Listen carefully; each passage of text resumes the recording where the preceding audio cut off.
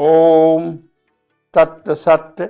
गीता का 3रा अध्याय 21वां श्लोक। कर्म करने से लोक संग्रह कैसे होता है, इसका विवेचन भगवान इस श्लोक में कर रहे हैं। श्रेष्ठ मनुष्य जो जो आचरण करता है, दूसरे मनुष्य वैसा वैसा ही आचरण करते हैं। वह जो भी प्रमाण कर देता है, दूसरे मनुष्य उसी के अनुसार आचरण करते हैं। यहां क्या भगवान कहना चाह रहे हैं कि अर्जुन को उस समय सोसाइटी का एक अच्छा व्यक्ति, श्रेष्ठ व्यक्ति माना जाता था। आज भी यही है। आज आप देखेंगे कि जो व्यक्ति जिस जिस को अपना श्रेष्ठ मानता है, यदि आप व्यापार करते हैं और आपकी नजर में कोई बड़ा व्यापारी है, आप उसे श्रेष्ठ मानते हैं, तो उसको आधार मान करके उसकी नकल करने की कोशिश करते हैं कि मैं वैसा ही बड़ा व्यापारी बनूं। यदि किसी नेता को आप बड़ा मानते हैं, तो आपके मन में वैसी छवि रहती है कि उस नेता को आधार मान करके उस जैसा मैं नेता बनूं। किसी अभिनेता को आप बड़ा मानते हैं और अभिनेता बनना चाहते हैं, तो किसी अभिनेता को ऐसा मानते हैं कि ये अभिनेता जैसा मैं बनूं। क्यों? क्योंकि हमारी सोसाइटी में ये एक प्रकार का चलन है। जो लोग संसार में फेमस होते हैं, उन लोगों को लोग जल्दी कॉपी करते हैं, उन लोगों के साथ सीखना चाहते हैं कि ये ऐसे बने हैं तो हम भी ऐसे बने। तो भगवान ये अर्जुन को कह रहे हैं कि देख, तेरी समाज में इज्जत है, तेरी समाज में रेपुटेशन है। उस रेपुटेशन को देखते हुए लोग तुझे अपना आइडल मानते हैं,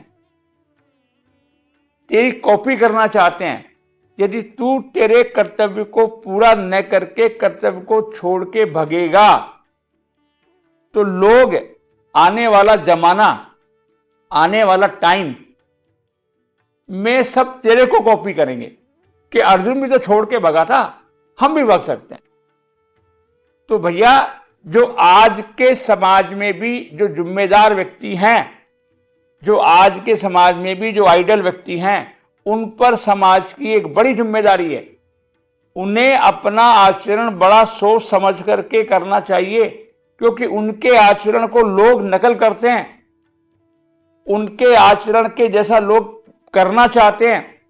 तो जो जिम्मेदार हैं, चाहे आज हमारे देश के नेता हैं, चाहे हमारे देश के व्यापारी हैं, चाहे हमारे देश का अभिनेता है, या कोई भी व्यक्ति जो समाज में एक पद रखता है, किसी समाज के पद पर रहता है, उस व्यक्ति के ऊपर आचरण का बड़ा जिम्मेदारी है, क्योंकि उसके आचरण को समाज कॉपी करता है। उसकी कॉपी को, उस आचरण को आज समाज उसको कॉपी करता है। तो इसलिए हमें, जो जिम्मेदार व्यक्ति हैं समाज के, किसी शीर्ष पद पर हैं, उन सबकी एक जिम्मेदारी बनती है कि वो अपने आचरण को, क्योंकि उनके आचरण को देख करके समाज उसकी कॉपी करता है।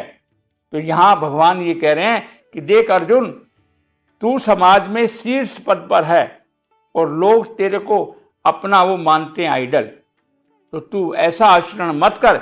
ये युद्ध छोड़ करके भागने का जो आचरण है, ये तू मत कर। मतलब प्रत्येक व्यक्ति को अपने कर्तव्य का पालन करते हुए अपने अच्छे आचरण से समाज को वो देना चाहिए जो वो समाज उससे जो सीखना चाहता है। आप एक बहुत बड़े व्यक्ति हैं और सपोज कीजिए आप कहीं इस प्रकार का ऐसा आचरण करते हैं जो समाज में मान्य नहीं है, तो लोग तो आपका उदाहरण देंगे ना कि साहब वो भी तो कर रहा था। तो इसलिए समाज के उन व्यक्तियों पर विशेष तौर से जिम्मेदारी जाती है जो हमारे समाज में किसी शीर्ष पद पर हैं।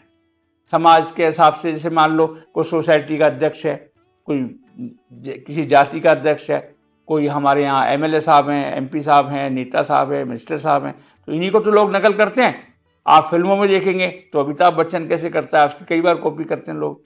तो इसी प्रकार के जो शीर्ष व्यक्ति है, उनको अपने कर्तव्य का निश्चित तौर से पालन करना चाहिए। ये सब आज गीता का उपदेश दे रही है कि शीर्ष व्यक्ति को विशेष तौर से जिम्मेदारी आती है कि वो अपने कर्तव्य का पालन समाज की सेवा को करते हुए करे, ताकि समाज उनको फॉलो करे, समाज एक अच्छा समाज बन सके। क्योंकि गीता का उद्देश्य क्या है? प्रत्येक व्यक्ति को अपने कर्तव्य का पालन करवाना और उस कर्तव्य के द्वारा समाज का हित होना, यही मूल रूप से गीता का उद्देश्य है। आज भी यही है और 5000 साल पहले भी इसका उद्देश्य यही था। आज भी जो हम गीता बोल रहे हैं, उस गीता बोलने का एकमात्र उद्देश्य यह है कि आज का युवा किस प्रकार अपनी जिम्मेदारी को महसूस करते हुए, अपनी जिम्मेदारी को निभाते हुए अपने समाज को किस प्रकार